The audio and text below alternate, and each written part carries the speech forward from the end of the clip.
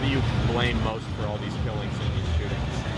I would say family values, morals, things being taught, our parents. I would say mostly because these children have nothing to do. It's not going to get any better. That's the sad. Probably not in my lifetime. What do you make of Rahm Emanuel?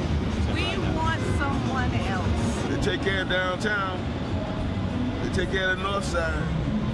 South and west sides are left. Anything specifically we want us to pray for? Well, for peace in Chicago. That would be... Definitely. That we need.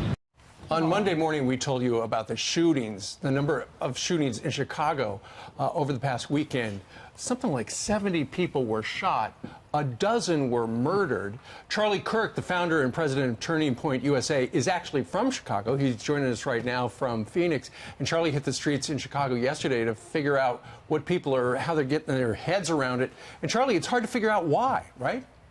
Yeah, it's a real tragedy going on in Chicago right now. And what I was really struck by is there was not this huge call for gun control, even from the citizens of Chicago. And, being from Chicago, we have seen the carnage increase over the last couple of years. And it really is a broken culture problem. And the common theme after talking to, my fellow Chicagoans is that we have a lack of father problem in the black community, especially in Chicago. And just one quick statistic, in the 1960s, the single motherhood rate in Chicago and across the country was about 18% in the black community. Now it's over 75%. Think about that. In Chicago, only 25% of young black youth will even have a father in the household. And that has contributed to this endless cycle of gang violence and gun violence. And there's a lot of frustration amongst us Chicagoans about the lack of action from the mayor's office to address this problem correctly. But the bottom line is a broken culture problem. So Charlie, do you believe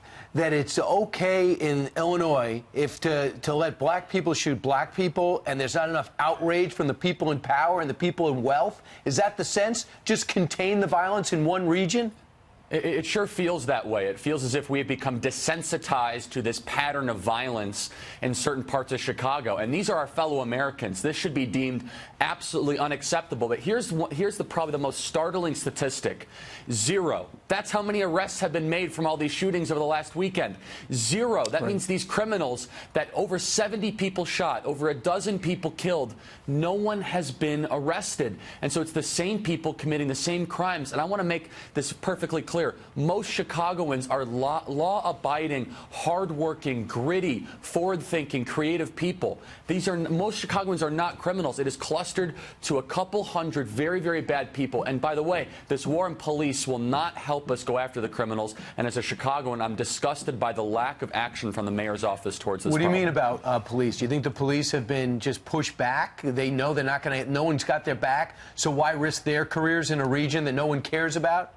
That's right, and it's the rule of law. So look, where there's this divisive anti-police rhetoric, the police are less likely to actually go do their job.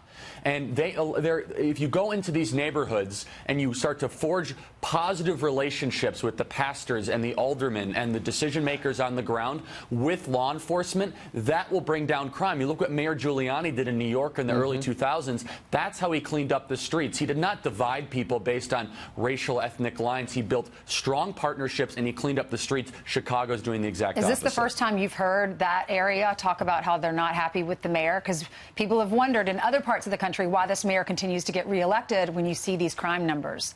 Yeah, there was unbelievable anger and disgust towards Mayor Rahm Emanuel. And it's important to remember, Rahm Emanuel was the chief of staff under Obama in the very first couple years. This is almost the Obama policies in action on a very micro level. And you've seen murders go up. You've seen homelessness go up. You've seen schools closing, the education go down. So this is the Obama national platform centralized in one city. And there's broad disgust behind the lack of action from Mayor Rahm Emanuel. And the mayors before Rahm Emanuel, mostly the Daley family, they were very pragmatic. They are pro-business. They were pro-police. Rahm Emanuel has brought in a radical leftist agenda and I think made Chicago a more dangerous city, which, by the way, it shouldn't be. It should be one of America's greatest cities for its location and its people. Well, something's got to give. Charlie Kirk, who hit the streets to interview those folks yesterday for us. Charlie, thank you very much. Thanks, Charlie. You bet.